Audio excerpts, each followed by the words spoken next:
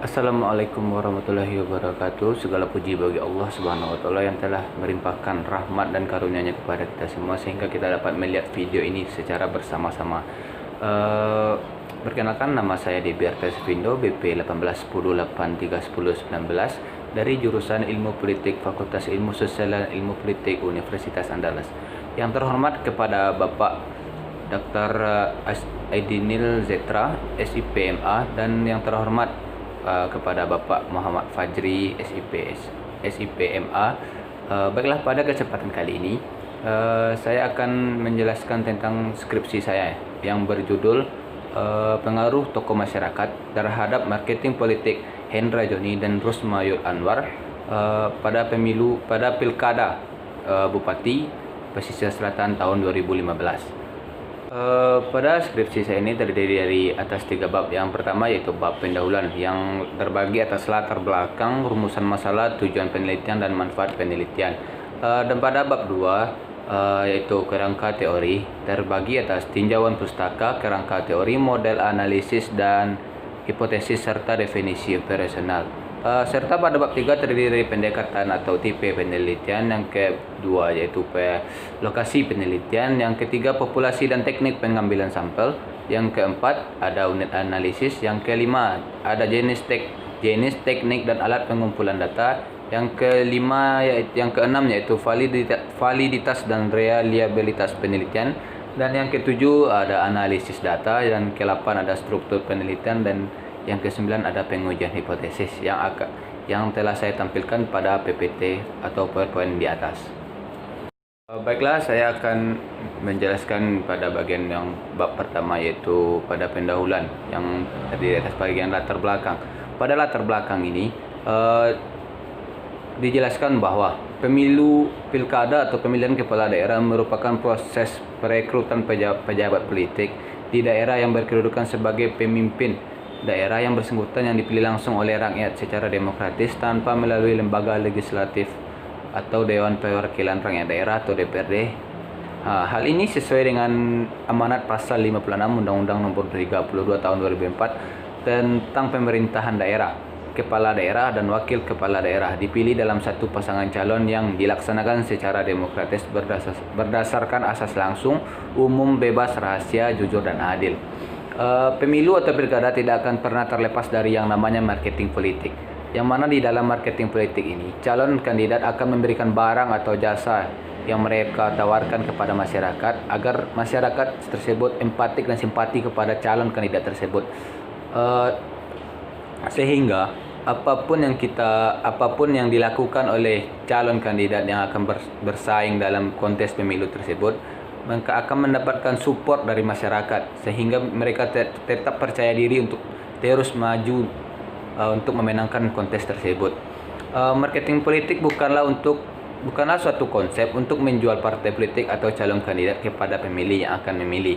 Tetapi marketing politik merupakan sebuah konsep yang mana mereka menawarkan sebuah partai politik atau calon kandidat kepada pemilih agar mendapatkan tempat di kursi jabatan. Pada penelitian saya ini, saya akan meneliti tentang bagaimana pengaruh tokoh masyarakat terhadap marketing politik Hendra Joni dan Rusmayul Anwar dalam Pilkada Bupati Kabupaten Pesisir Selatan pada tahun 2015, yang mana pada kontes pemilu tersebut pasangan inilah yang meraih suara terbanyak dari calon-calon yang lain. Terdapat 4 calon lain yang termasuk Hendra Joni dan Rusmayul Anwar ini. Pasangan ini memperoleh suara sebanyak 46,68% atau sebanyak 90.985 suara dari 194.933 suara-suara yang sah, dan mengalahkan 3 pasangan calon yang lainnya. Dari data-data dan info yang saya dapatkan dari sumber-sumber tertentu dari masyarakat atau dari omongan orang, sebelum menjadi seorang bupati, Hendra Joni ini dikenal sebagai seorang yang ramah, ya, dan juga ia merupakan seorang dari angkatan kepolisian Indonesia, Republik Indonesia. Hal tersebut yang membuat orang juga sedikit menghormati dan segan terhadap dia. Selain dia juga memiliki hubungan yang baik dengan masyarakat, dengan tokoh-tokoh masyarakat yang ada di sekitar kampung halamannya, yaitu di Kota Baru, di Kambang, Kecamatan Lengayang. Dia juga disegani oleh orang karena pangkatnya tersebut. Oleh karena itu, dia bisa menjadi salah satu penyemangat dia untuk ikut dalam kontes pemilu Bupati tahun 2015 tersebut. Setelah penjelasan latar belakang yang di atas tadi, yang bisa kita lihat penjelasannya sedikit di PowerPoint di atas, kita lanjut kepada yang bagian yang kedua, yaitu pada rumusan masalah.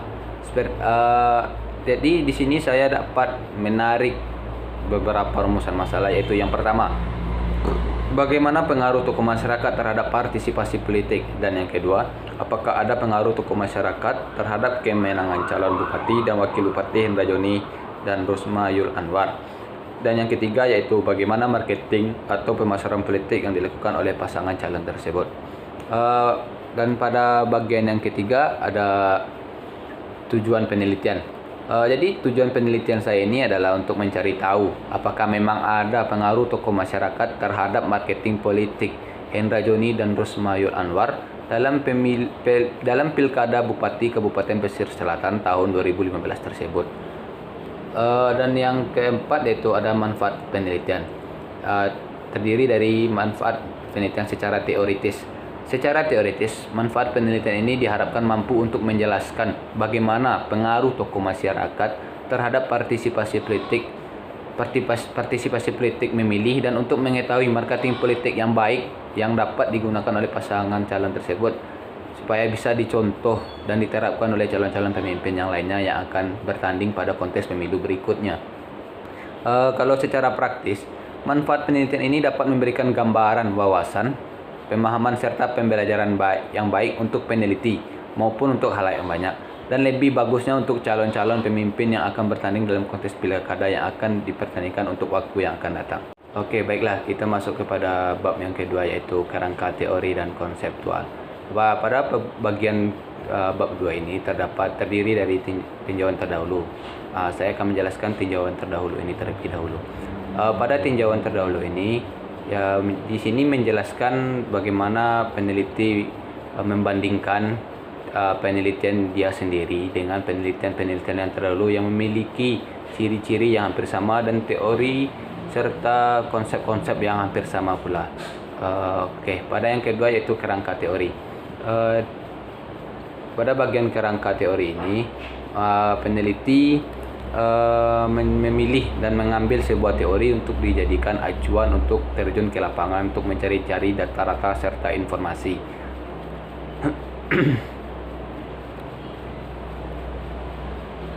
Dan yang ketiga yaitu model analisis. Dalam model analisis ini,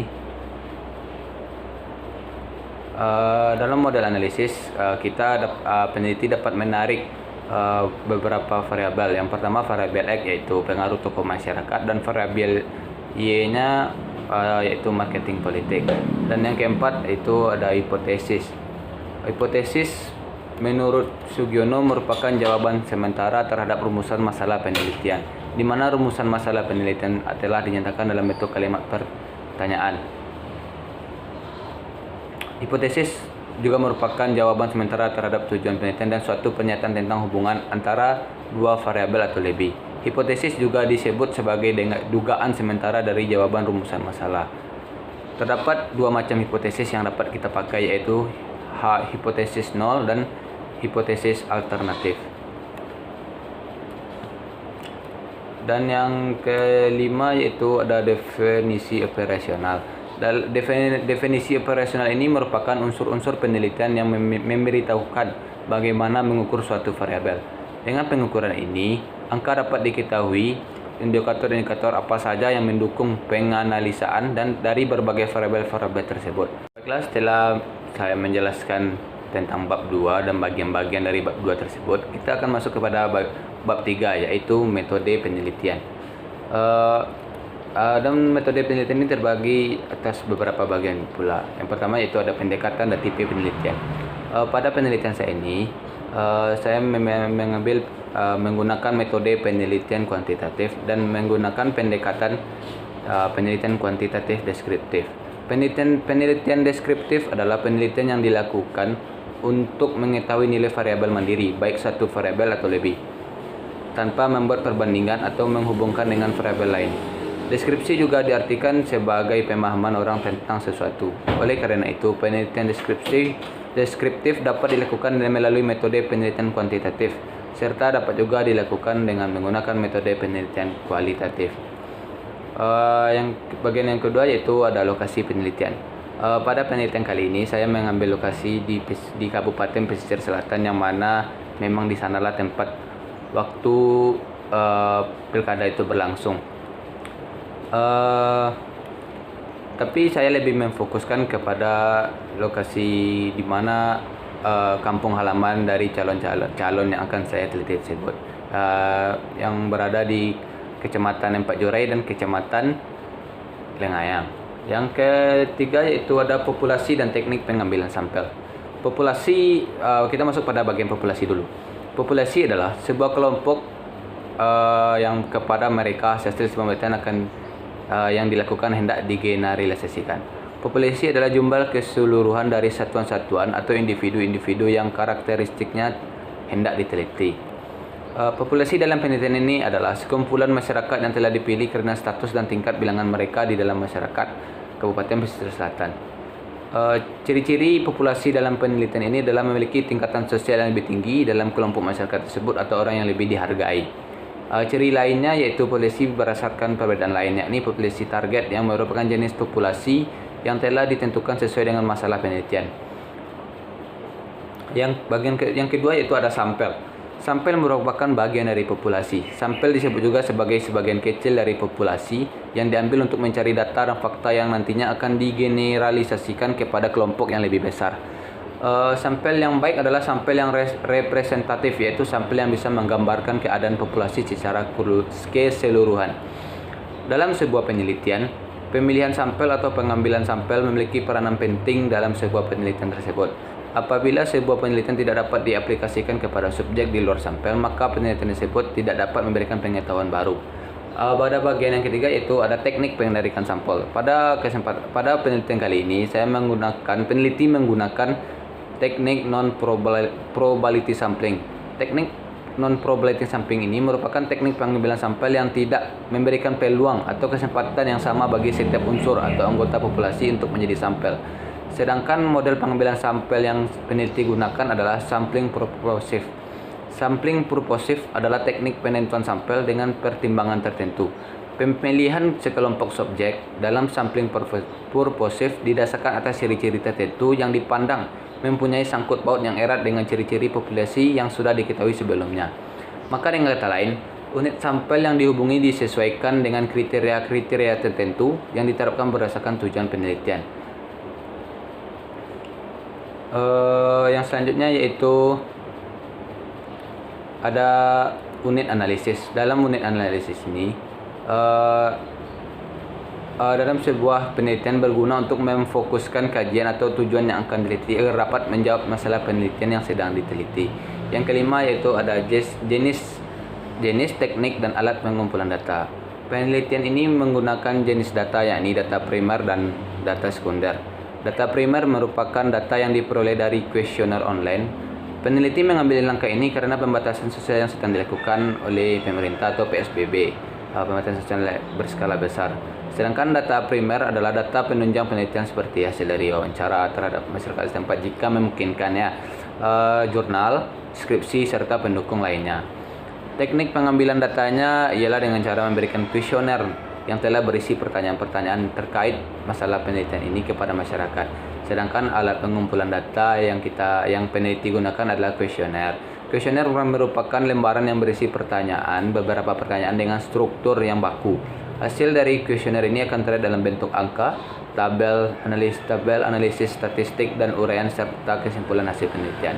Yang keenam ada validitas dan reliabilitas penelitian. Pengujian validitas dan reliabilitas adalah proses menguji butir-butir pertanyaan yang ada dalam sebuah kuesioner. Apakah isi dari pertanyaan tersebut valid atau reliable? Valid dalam artian bahwa pertanyaan-pertanyaan yang ada dapat mengukur apa yang ingin kita ukur, dan reliable adalah apakah hasil pengukuran tersebut relatif konsisten apabila pengukuran diulangi 2 kali atau lebih.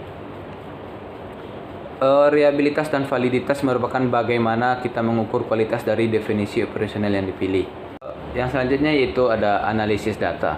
Analisis data adalah proses penyederhanaan data ke dalam bentuk yang lebih mudah dibaca dan diinterpretasikan. Penelitian ini menggunakan analisis data yang digunakan adalah analisis data kuantitatif dengan menggunakan analisis atau proses statistik. Hal tersebut dikarenakan fungsi pokok dari statistik adalah menyederhanakan data penelitian yang besar jumlahnya menjadi informasi yang lebih sederhana dan lebih mudah untuk dipahami. Dan selanjutnya yaitu ada pengujian hipotesis. Secara substansial, hipotesis penelitian merupakan sintesis dari hasil kajian pustaka terkait permasalahan penelitian yang diajukan oleh seorang peneliti. Hipotesis merupakan jalan untuk menghubungkan pustaka atau literatur dengan penelitian sekarang yang sedang dikerjakan, memberikan sebuah kerangka kerja ke arah yang lebih terfokus untuk diperolehnya hasil penelitian. Tujuan pengujian hipotesis ini adalah untuk menentukan probabilitas bahwa hipotesis didukung oleh fakta atau data yang empirik. Data penelitian yang telah dikumpulkan selanjutnya dianalisis dengan teknik statistik tertentu yang tepat. Kemudian berdasarkan hal tersebut akan ditarik kesimpulan atau dibuat interpretasi kesimpulannya.